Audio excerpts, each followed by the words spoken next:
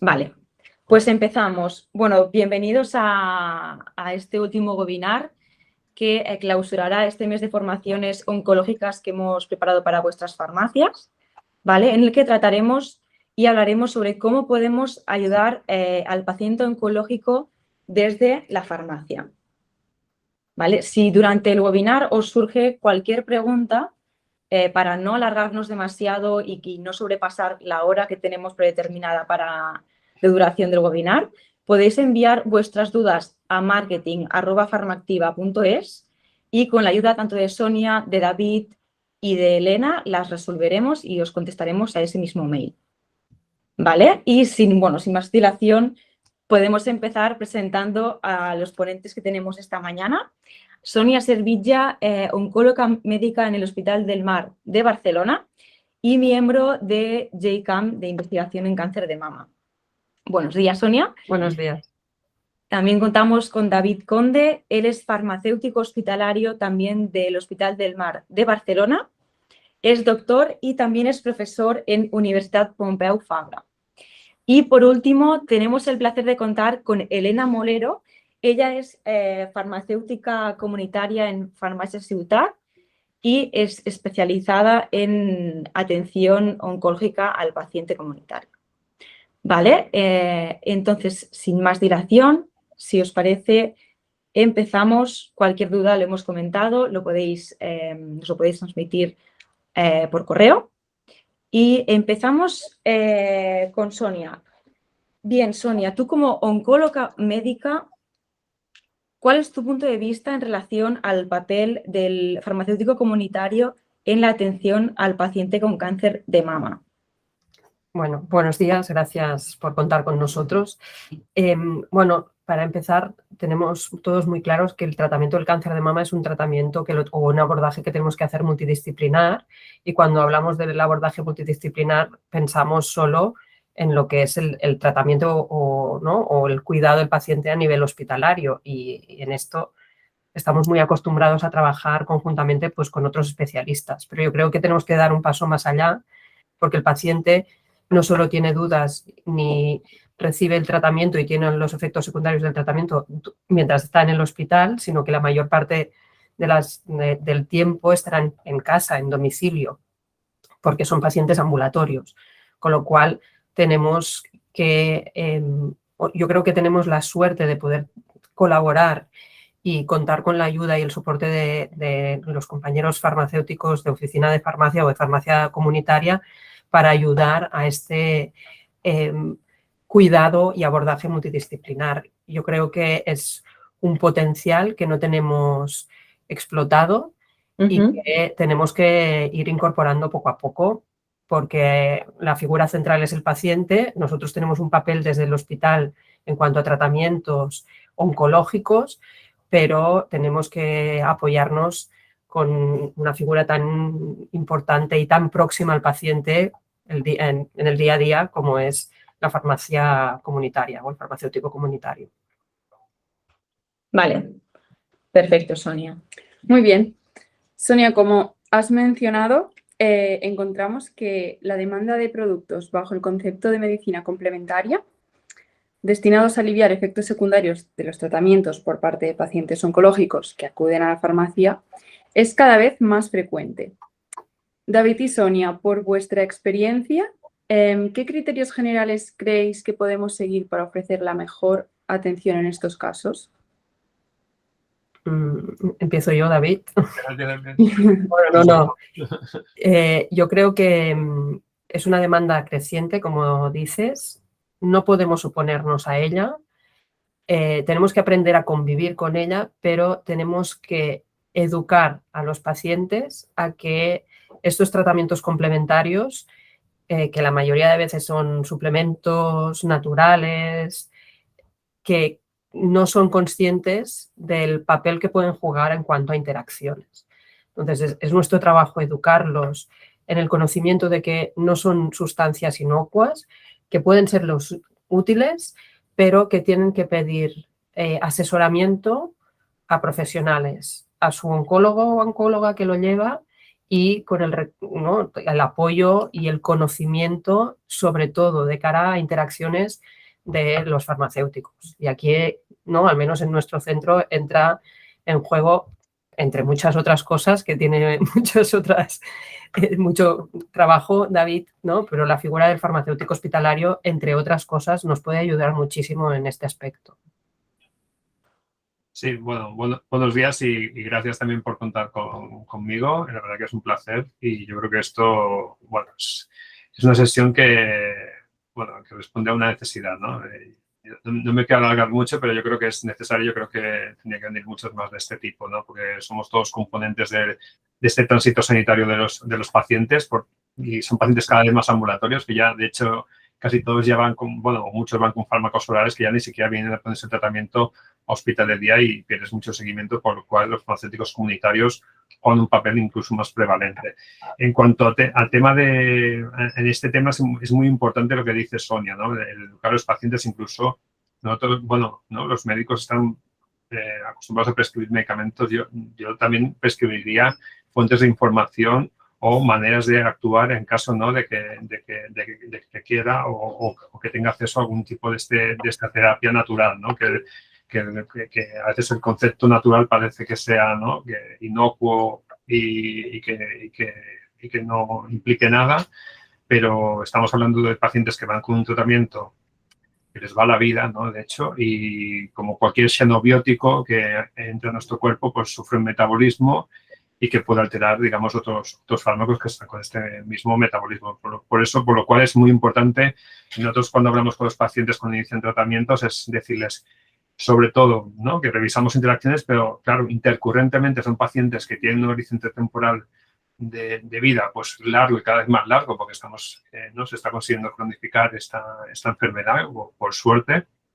Intercurrentemente el paciente pues puede recibir estas terapias o otras y tiene que saber que tiene que consultar y que tiene que informar a los profesionales sanitarios que tengan a su abast, ¿no? Bueno, a su alcance, perdón. Entonces, yo creo que esto es fundamental, que lo tengan claro tanto el paciente como los acompañantes y tener en cuenta que los pacientes, pues eso, a veces tienen su idiosincrasia, intentar facilitarles de la mejor manera posible que puedan llegar a contrastar estas informaciones y evitar fracasos terapéuticos o aparición de efectos secundarios, ¿no? Vale, perfecto. Gracias, David y Sonia. Y ahora que hemos entrado un poquito más en el tema de los complementos o medicina complementaria, nos gustaría centrarnos en un tema súper importante, que es el tema de las incompatibilidades. Incompatibilidades entre los tratamientos que se emplean durante el cáncer de mama y los medicamentos o preparados que puedan venderse en farmacia sin receta médica. Entonces, en cuanto a esto, ¿cuáles deberían conocer el farmacéutico comunitario? Bueno, es una muy buena pregunta. Como buena pregunta tiene difícil respuesta, ¿no? Entonces, están los clásicos, ¿no?, que conocemos, ¿no?, sobre todo, ¿no?, y esto ya es un poco de manual, ¿no?, la hierba de San Juan, hipérico, ¿no?, que también se llama, que parece que esté pasado de moda, pero la medicina natural se caracteriza porque nunca pasa de moda y de hecho lo antiguo pasa a ser moderno y si hay algún influencer que empieza a tomar alguna cosa, pues se vuelve muy, ¿no?, muy trending topic, ¿no?, como dicen las nuevas generaciones. Pero bueno, sí, el zumo pomelo también, básicamente, ¿no?, que también tiene cierta sustancia farmacológica que también se metaboliza y altera, de hecho, el citocromo 3 o 4, ¿no? Hay que saber que más del 50% del vademecum que tenemos de farmacológico se metaboliza por este grupo de isoenzimas hepáticos. Entonces, cualquier fármaco que altere este citocromo, pues va a alterar la biodisponibilidad, es decir, la exposición del fármaco al paciente, ¿no?, o generando efectos secundarios o generando falta de eficacia, ¿no?, que esto es primordial en este tipo de tratamientos. Pero bueno, el día a día es que además yo recibo cada día pues a la orden de 5 o 6 solicitudes de pacientes que están recibiendo tratamientos nuevos y no me puedo centrar en algunos, sino que hay que irlo viendo caso por caso, porque realmente es increíble y a veces incluso el paciente es que no solo lleva 1 o 2, sino lleva mucho. Entonces, hay que hacer un análisis global y es muy importante disponer de bases de datos actualizadas y bien referenciadas para poder contrastar estas ideas. Nosotros en el Hospital del Mar no somos, digamos, no somos muros, ¿no? En cuanto a medicina complementaria, como puede pasar en otros centros, ¿no? Que dicen medicina complementaria ante la duda no tomar. Nosotros intentamos revisarlas todas y si no hay ningún tipo de incompatibilidades, nosotros dejamos que los pacientes puedan tomar esta medicación, porque a veces si creas, digamos, ese muro, pues generas el efecto rebote de que el paciente o no te hace caso o bueno, buscará una alternativa porque quiere tomar eso, porque hay un punto psicológico, ¿no? de tomar este tipo de medicación pues para sentirse pues que está haciendo lo máximo posible por la enfermedad. Pensamos que estos tipos de pacientes son hipercumplidores a diferencia de otros pacientes ambulatorios que tenemos con otro tipo de enfermedades que no son tan importantes, ¿no? O son importantes, pero ya me quiero decir entender que no les va tanto la vida, ¿no? Entonces la respuesta es muy complicada para decir, ¿no? Pues tenemos estos fármacos. Sí que es verdad que tenemos un top 10 de fármacos, ¿no? Pues sabemos que el té verde de altas dosis también podía alterar los citocromos, incluso la aloe vera oral también. Y hay que mirar caso por caso porque sí que es verdad que hay algún tipo de fármacos que realmente, pues, si no hay interacciones, a nosotros no nos pone problema. Pero sí que es importante, sobre todo, que el paciente nos informe, que nos diga, porque esto no aparece en la receta electrónica, no aparece en ningún sitio, está, digamos, en el consciente del paciente o de sus familiares y nuestra función es que ellos nos informen y entonces nosotros podemos ver si no hay incompatibilidades. Cualquier cosa que queráis añadir, Sonia, Elena, sentiros libres de comentar lo que queráis. Sí. Vale, pues nos gustaría también hablar un poco sobre la relación, o si la atención al paciente oncológico en las farmacias. Elena, en tu experiencia como farmacéutica comunitaria especializada en paciente oncológico, ¿nos podrías explicar un poco cuál es tu punto de vista en relación a esta atención al paciente oncológico en las farmacias? Bueno, buenos días y también muchísimas gracias por contar conmigo y con mi experiencia en la atención al paciente oncológico. Yo creo que es muy importante poder acompañar y mejorar la calidad de vida de estos pacientes. ¿Y cómo podemos ayudarlos desde la farmacia? Podemos aconsejar unas pautas de cuidado y también informar de efectos secundarios, ¿no? Más comunes. Nos podemos encontrar en con tres tipos de situaciones. Pueden venir a la farmacia pacientes que conocemos y que van a empezar el tratamiento oncológico y aquí sí que podemos hacer una educación muy buena preventiva antes de que empiecen el tratamiento, como por ejemplo el cuidado de piel y anejos. Es muy importante este tipo de terapias y sobre todo también con la aparición de las terapias dirigidas, la afectación en el órgano de la piel y anejos es importante y por lo tanto podemos aconsejar la utilización de jabones Sindet, productos hidratantes y emolientes, siempre productos que tengan una seguridad y una evidencia científica y testados en pacientes oncológicos. Es muy importante porque así nos vamos a asegurar que no van a tener una reacción alérgica, ya que su piel ya va a estar muy sensibilizada por estos tratamientos. Empezar a utilizar, importante, un fotoprotector que va a ser imprescindible durante todo el tratamiento. También a nivel de cavidad bucal podemos aconsejar que acudan al dentista para hacerse una revisión.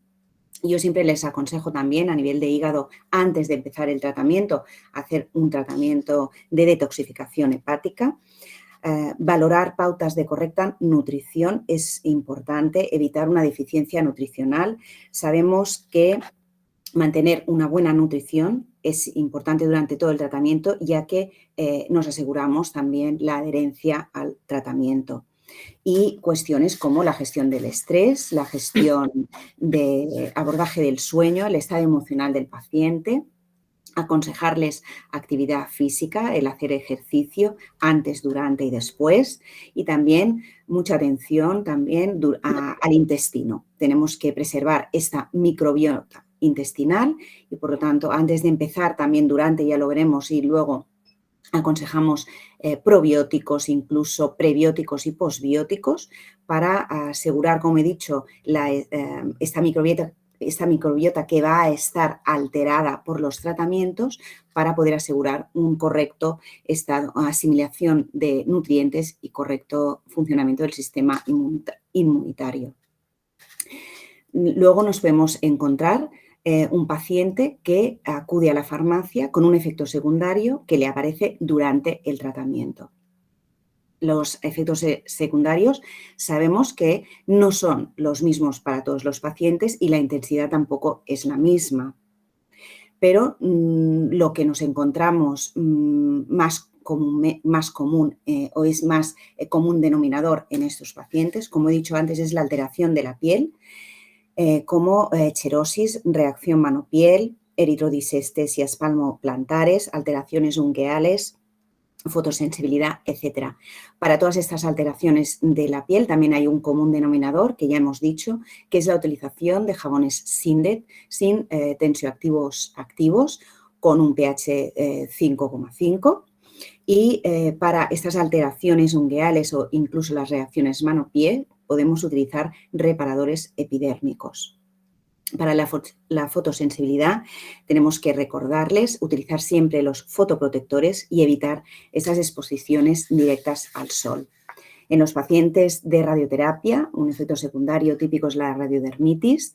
El manejo terapéutico sería también el seguir cuidando la piel con este tipo de jabones hidratantes y preservadores de esta barrera cutánea, utilizar reparadores epidérmicos 2 o 3 veces al día sobre las zonas irradiadas, pero evitar estas cremas 4 horas antes del tratamiento radioterápico.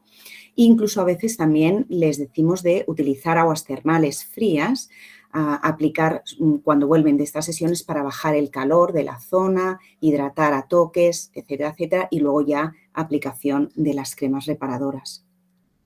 También es muy común la alteración de las mucosas. Una alteración, por ejemplo, de la mucosa nasal, hay sangrados durante el tratamiento por esta alteración de dicha mucosa y podemos recomendar una hidratación y reparación de la misma. Alteración también, inflamación de la mucosa intestinal, que podemos añadir productos que, por ejemplo, que preserven más esta mucosa, como productos que tengan L-glutamina.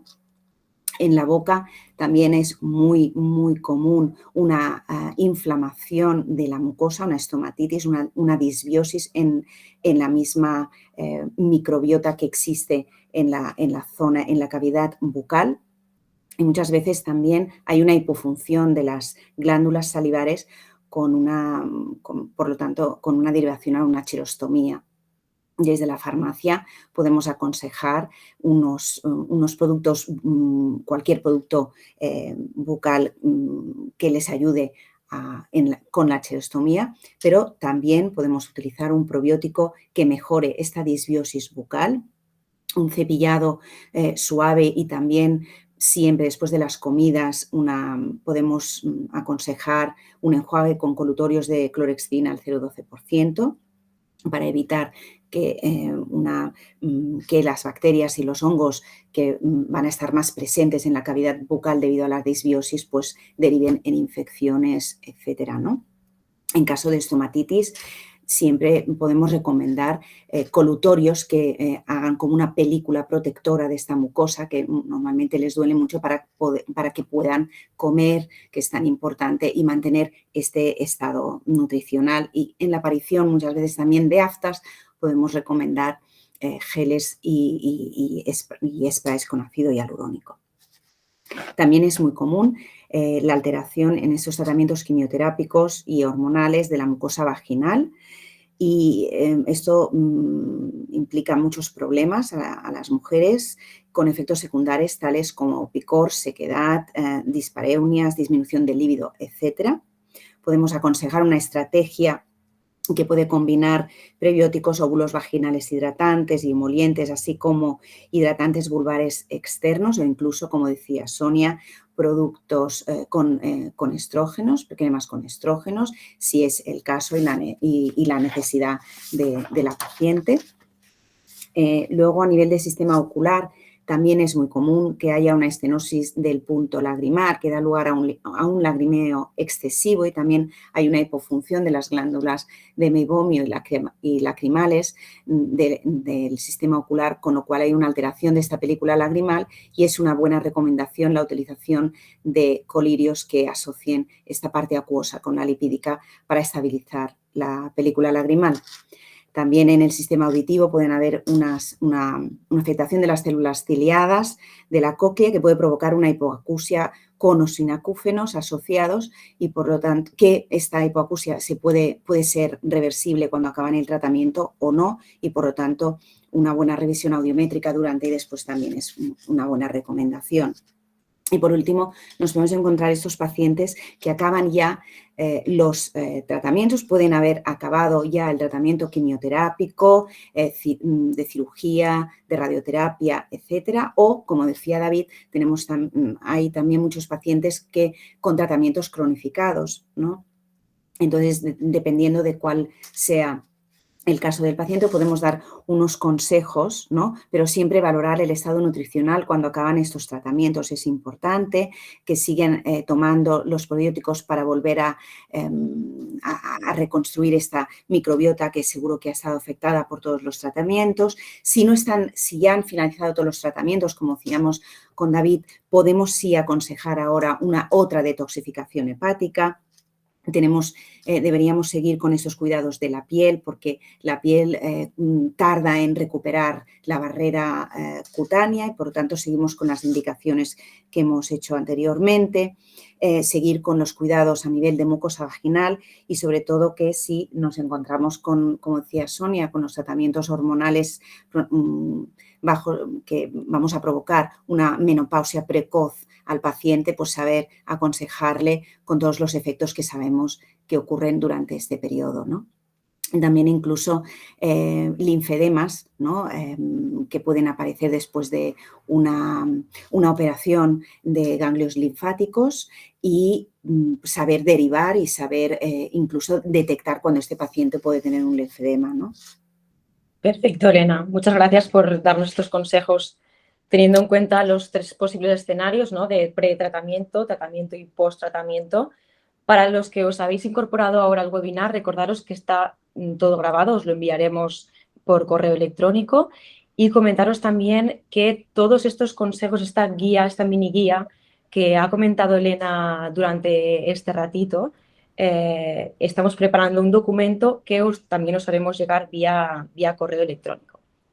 Vale, continuamos. Si puedo hacer una apreciación. Sí, tanto. Sí. Me gustaría resaltar 3 aspectos de lo que ha comentado Elena, que estamos totalmente de acuerdo, pero para evitar para evitar posibles interacciones. Uno, la detoxificación hepática, ya ha dicho Elena y lo ha recalcado, y me gustaría insistir en que no se recomienda durante el tratamiento, porque puede haber interacciones farmacológicas con muchos citostáticos o incluso tratamientos no quimioterápicos, pero terapias dirigidas. Lo ha dejado muy claro Elena, pero me gustaría mucho resaltarlo, porque siguen, no digo farmacéuticos, pero la cultura popular tiene un impacto mucho más alto, ¿no? Lo que decíamos antes de los youtubers y los influencers, tiene un impacto mucho más alto de lo que pueda decir y comentar cualquier profesional. Sobre todo, la detoxificación hepática no la recomendamos durante el tratamiento. Otra cosa que me gustaría también resaltar es que durante la quimioterapia, sobre todo, sí que es verdad que en pacientes con tumores sólidos no es frecuente que tengan unas neutropenias profundas ni intensas, pero en caso de neutropenia no se recomendaría el uso de probióticos ni prebióticos ni nada de esto, porque aunque es muy poco frecuente, hay algunos casos descritos de bacteriemias por el uso de algunos probióticos. Con lo cual, antes de iniciar un tratamiento de este tipo, tendrían que comentarlo con el oncólogo. Normalmente, si hay un problema de neutropenia y se tiene que retrasar la quimioterapia, también damos recomendaciones, pero es un aspecto a tenerlo en cuenta. Y otra cosa, recalcar, que también lo ha comentado Elena, pero justo ayer, hablando con una ginecóloga del hospital, me puso en duda el uso de estrógenos vaginales. Es totalmente seguro en pacientes con cáncer de mama receptor hormonal positivo que hayan acabado o que estén en tratamiento. Hay varios estudios ya de hace años de que no hay un incremento en el riesgo de recaída ni en mortalidad. Las pacientes viven igual y encima viven mejor, con lo cual no tenemos que tener miedo en recomendar cremas, lubricantes, tratamientos tópicos con estrógenos. Lo ha dicho Elena, pero me gustaría recalcarlos porque son recurrentes y creo que son aspectos relevantes de cara al manejo de los pacientes. Vale, perfecto, Sonia. Gracias por dejar muy claro estos 3 conceptos tan importantes. Sí. Vale, y ahora tú, Elena, como farmacéutica comunitaria y David como farmacéutico también hospitalario, seguramente en muchas ocasiones recibís en la consulta pacientes con preguntas que tienen mucho que ver con la desinformación o con falsos mitos que pueden ver a través de internet o del boca a boca. Entonces, en relación a estas preguntas que recibís a diario, ¿nos podríais indicar un poquito cuáles consideráis que son las más habituales y cómo podríamos abordarlas? A ver, yo creo que, como ha dicho David y vos lo estáis diciendo, bueno, para empezar, yo creo que el paciente oncológico es muy vulnerable porque, ha dicho David, y es verdad, le va la vida, ¿no? Es decir, entonces son gente que se asustan muchísimo y pueden ser vulnerables a recibir muchas informaciones, ¿no? O a que muchas veces no son las adecuadas. Este es el problema, ¿vale? Entonces, yo creo que son pacientes que se han de centrar sobre todo en el tratamiento oncológico, en las directrices de su oncólogo, cuidar mucho durante, yo estoy diciendo durante la quimioterapia. Luego, una vez finalizan la quimioterapia, pueden hacer detoxificaciones hepáticas, pueden hacer tratamientos intensivos con antioxidantes, con vitaminas, ¿vale? Y antes de empezar también, pero durante el tratamiento, sobre todo para evitar estas interacciones, como bien decía David, tenemos que ser muy estrictos en el cumplimiento del tratamiento oncológico, cuidando, muy importante, la nutrición, y desde la farmacia podemos dar mucha información de cómo es la mejor manera durante este proceso para hacer una buena nutrición y mantener este estado nutricional correcto, hacer por ejemplo, ejercicio físico es también muy importante. El abordaje, como he dicho antes, ¿no? Cosas como el estado emocional, el sueño, el estrés, el cuidado en la piel, esas cosas que parecen banales, pero que realmente luego también son importantes para, ¿no, David? Para seguir el tratamiento, ¿no? Y centrarnos en esto más que en si me tomo un potente antioxidante, ¿no, Sonia? O hago 1000 cosas durante el tratamiento, ¿no? Sí, bueno, exactamente. Yo estoy totalmente de acuerdo con Elena. Y bueno, yo quería remarcar un par de cosas, porque sí que es verdad que no es baladí, ¿no? Esta pregunta, ¿no? Que realmente la gente confía mucho en el dios Google, ¿no? El dios Internet, y es la primera, bueno, es que lo tienes 24 horas disponible, 365 días al año. Entonces, realmente tú haces una búsqueda simple de un problema y los primeros hits, ya te digo yo, que suelen ser los más equivocados, pero son los que más accesos tienen, porque son ¿no? la propaganda o alguien que haya dicho alguna cosa. Bueno, es que nos tenemos que hacer influencers. Es que lo siento mucho, es que es así. Porque si no somos influencers, por muy profesionales que seamos, pues la información, pues exactamente, igual nos llega a esas personas que igual están, entre comillas, educadas y ya saben dónde ir a buscar esta información.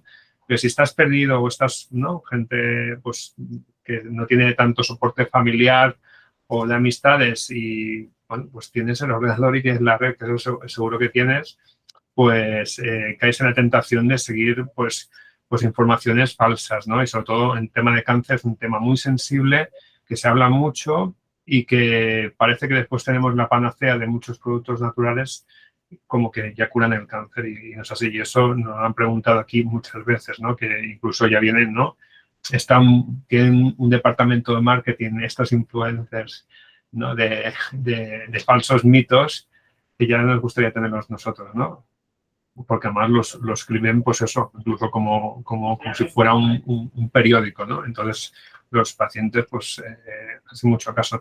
Nosotros, sobre todo, yo diría una cosa que he comentado antes, que es la prescripción de fuentes de información fiables, ¿no? Y sobre todo, ante la duda, que tienen disponible, pues, su oncólogo, oncóloga, su farmacéutico comunitario, que es un profesional sanitario, y nosotros, es decir, que entre todos tenemos que ir un poco alineados y sobre todo intentar dar una información coherente y sin fisuras, ¿no? Porque bueno, si no, evidentemente, pues la paciente, pues le surgirán dudas, entonces buscará el comodín de Internet. Entonces, bueno, yo digo, por ejemplo, ha salido un estudio hace poco en la Sociedad Americana de Oncología que decía que sí, el 95% de los pacientes de cáncer en general se fían mucho del médico, pero el 65% se fía mucho de Internet. O sea, 65% es más de la mitad. O sea, que realmente esto tiene unas implicaciones muy importantes y que igual nuestra manera de comunicarnos también tendría que evolucionar. No digo que tengamos que hacer TikTok ni nada, pero no sé. Bueno, habrá que buscar estrategias comunicativas, no sé, diferentes o alineadas un poco en el tiempo actual, ¿no? Y porque, ya digo, la juventud que está subiendo ahora, su vía de comunicación y su vía de información es Instagram y los influencers. Está clarísimo, es así. Y lo digo porque, bueno, salen informaciones muy importantes de tendencias de uso. O sea, hay un impacto en tendencias de uso cuando un influencer recomienda una cosa que tiene muy poca sustento científico y la gente le sigue. Entonces, realmente, nosotros intentamos ajustar, digamos, a los pacientes que vayan por los canales de comunicación fiables pero bueno, evidentemente tenemos un área importante de mejora porque bueno, controlarlo todo, evidentemente cada uno es libre de hacer lo que quiera, estamos en un mundo más o menos libre, pero en este sentido me refiero. Bueno, pues muchas gracias Sonia, David y Elena por resolvernos todas estas dudas, preguntas como profesionales. Y nada, para finalizar un poco esta cápsula formativa, este webinar, nos gustaría que cada uno de vosotros nos explicarais un poco y nos dijerais con qué mensaje final os gustaría que se quedasen los profesionales que nos están escuchando ahora mismo. Sonia, ¿quieres empezar tú misma? Ok, empiezo yo, pues. Bueno, yo creo que tenemos que conseguir que el paciente confíe en los profesionales, en su oncólogo o oncóloga, en el caso de que puedan tener el acceso a un farmacéutico hospitalario, pues confiar y además tener el soporte del farmacéutico comunitario. Tenemos que estar preparados porque los pacientes, como se ha comentado, son pacientes en una situación muy vulnerable y buscan cualquier cosa para intentar mejorar, aunque no sean conscientes de que pueden ser perjudicial, e intentarán que los distintos profesionales preguntarán a 3, 5, 20 para que alguno de ellos les diga lo que quieren oír. Con lo cual, yo creo que tenemos que trabajar de forma conjunta Yo creo que estamos en un ámbito nacional sanitario que permite una interacción, no somos gente inaccesible, a lo mejor es más difícil saber cómo contactar, pero una vez consigues contactar y hoy en día es fácil porque el correo electrónico es accesible, pones en el buscador y te sale, o sea, no tener miedo de preguntar ni de contactar para poder hacer un abordaje conjunto y lo que se ha dicho también, ir alineados, lo que ha comentado David, porque si uno dice una cosa y el otro dice otra, hay una pérdida de confianza del paciente hacia los profesionales que van a tratarlo, con lo cual comunicación y trabajar juntos para el bienestar de los pacientes.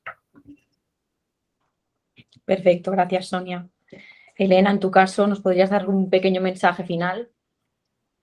Bueno, yo creo que Sonia lo ha sintetizado muy bien.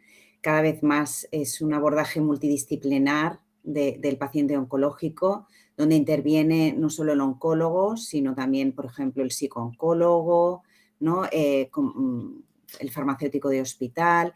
Y yo creo que los farmacéuticos tenemos que formar parte de este equipo multidisciplinar que acompaña al paciente oncológico. Debemos formarnos y debemos estar unidos y muchas veces comunicarnos más entre nosotros, porque Sonia lo decía en otras reuniones que hemos tenido, ¿no?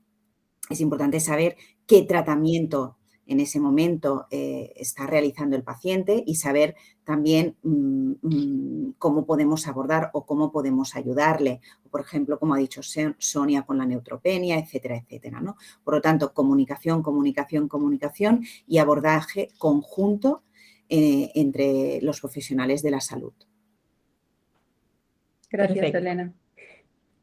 David, ¿qué nos podrías añadir desde tu perspectiva?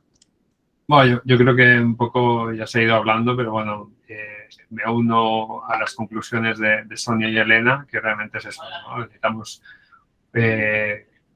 sobre todo ir alineados, que haya, ojalá tuviéramos más comunicación, que evidentemente tenemos hay algunas barreras tecnológicas que nos lo impiden, pero también estamos viendo en el momento actual, pues quizás en el punto que tenemos más, me están enviando mensajes y todo, ¿no? Tenemos mucha comunicación por todas partes y tenemos que quizás explotar un poco más esto. Sobre todo, yo diría, ¿no? Como recomendación de que hay que hablar con los pacientes oncológicos, ofrecerles las vías de comunicación un poco adaptadas a su situación, porque evidentemente pues no todos van a llegar a estas vías de comunicación, pero si quieren pueden, ¿no? Y tienen diferentes alternativas, sea presencial, sea vía incluso correo electrónico y sobre todo el paciente que nos informe de lo que está tomando, de lo que va a tomar, de qué tiene previsto tomar para poder seguir, ¿no? Y que el tratamiento oncoespecífico que esté siguiendo pues no tenga ningún tipo de alteración por culpa de cosas intercurrentes que esté tomando. O sea, nosotros tenemos que asegurarnos de que por temas de efectividad y de seguridad de este tratamiento, básicamente. Entonces, yo creo que es importante, sobre todo desde el principio, el paciente que hacerlo socio, ¿no? de comunicativo y que nos pueda aportar esta información valiosa pues para asegurar que el tratamiento le funcione. Y creo que tenemos herramientas y bueno, solo nos falta pues bueno, unificarnos un poco y sobre todo, bueno, reuniones como esta yo creo que van muy bien también para alinear todo esto. Súper bien, sí, la verdad que solo esperamos que esta pequeña cápsula les haya resultado la mitad de lo interesante que nos ha resultado a nosotras, a todos nuestros asociados. Y no sé si queréis añadir alguna cosa más, Sonia, Elena, por vuestra parte. Yo quería añadir que, bueno, no sé si hemos resuelto mucho, pero, sí.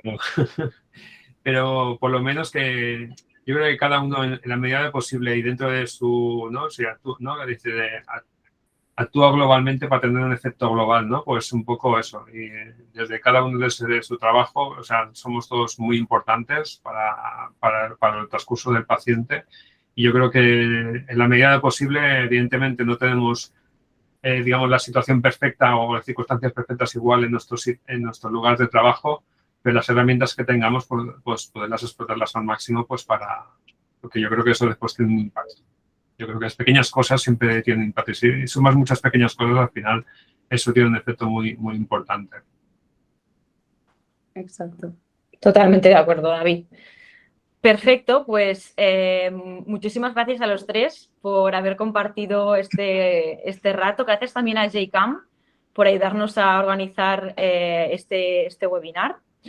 Y recordaros que si tenéis cualquier duda la podéis enviar a marketing@farmactiva.es. Nosotros las trasladaríamos a Sonia, a David y a Elena y estoy segura que entre los tres responderían vuestras dudas. Vale, así que si no tenéis nada más que añadir, dejamos aquí el webinar. Gracias de nuevo a los tres y en breve os lo enviaremos junto con la guía de consejos que os ha estado comentando Elena. Vale, muchas gracias.